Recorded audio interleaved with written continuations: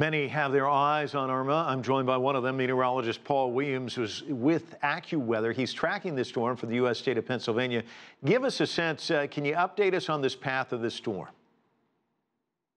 Yeah, we can. First of all, it's just to the north. This is Puerto Rico. You can't even see it at this present time. But let's get to this look. We're looking at 185 mile per hour winds sustained. Pressure at 914 millibars. Now it's located at 18.9 north, 65.6 west, moving to the west-northwest at 16 miles per hour. Now, Mike, this is picking up momentum as it's moving to the north of Puerto Rico, and it's about to target, we're talking about the eye, it's going to target to the north of Hispaniola, but at 185 mile per hour winds, it's a Category 5, which starts at 156 and goes above that. 190 is actually the strongest hurricane ever recorded. Now, you talked about the path. Here we go, step by step. We're looking at a Category 5 now in Puerto Rico. As we progress north of Hispaniola, we're expecting to stay a Category 5. So we're talking about at least 156 mile per hour winds. That's why I just showed you that graphic a moment ago. Then we expect to be downgraded to a Category 4. Now, that's between about 130 to 155, 156. That's still very much a major hurricane. Even as it's expected to move into Florida, by 2 p.m. Sunday, it's going to be a Category 4.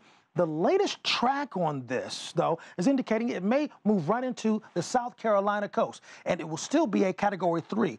Mike, please keep in mind, and we want to remind everybody, a Category 3 is still a major hurricane, which will still cause massive problems in various areas. So when you look at this rain wrapping right here with our satellite estimated radar image, you see the red part, we're going to just call it red. The red part of the strongest part of the storm, it's not quite over Puerto Rico just yet. So they're actually catching a bit of a break right now. It's still out to sea.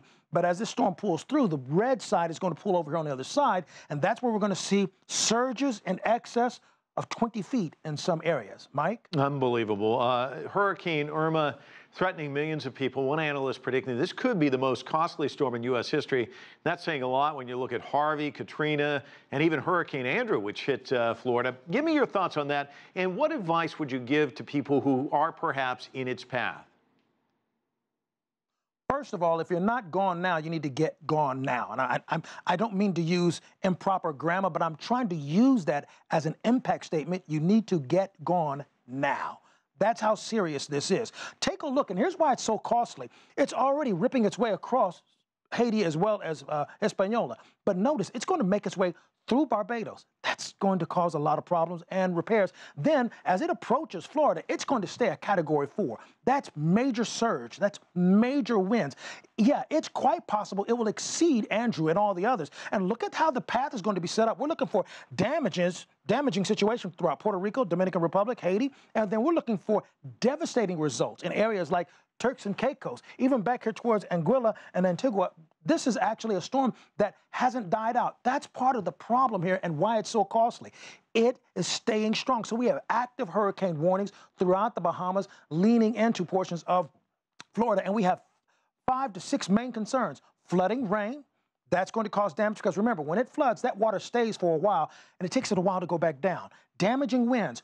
For example, when we calculate the winds, we go to the 850 millibar level, and as you multiply whatever the winds are at that level times 0.85, I'm probably getting too meteorological here, but 0.85, that tells you what the winds are. So as this began to push throughout portions where it's already hit, we had 107 to 120 mile per hour winds pretty steadily.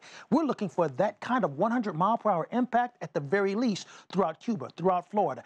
Dangerous seas, coastal flooding, massive power outages, and then, of course, mudslides, because if we begin to calculate how much rain we're expecting, to be honest, Mike, we have to start at least 10 inches and go above that.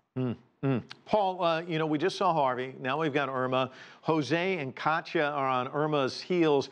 Why so many? Is this something common that we see during hurricane season where they're just kind of stacked up behind each other like this? Well, yes, this is the time of year where we actually see a lot of these hurricanes that will push through. Now, you have to remember that we're looking at Irma here. Jose is back here. What they tend to do is kind of like what small thunderstorms do. They tend to train behind one another when we have such an active storm as Irma. So we have Jose coming in right behind it, now a hurricane. But we also have a third one over in the Gulf, which is actually the third one that's just been named this afternoon. This is that peak season. Remember, some of the most devastating hurricanes we've had, Katrina, All of those this time of the year. And Paul, the season goes through November. Is this going to be a very active season in your estimation? It's already active enough, and unfortunately, I don't see it quitting anytime soon.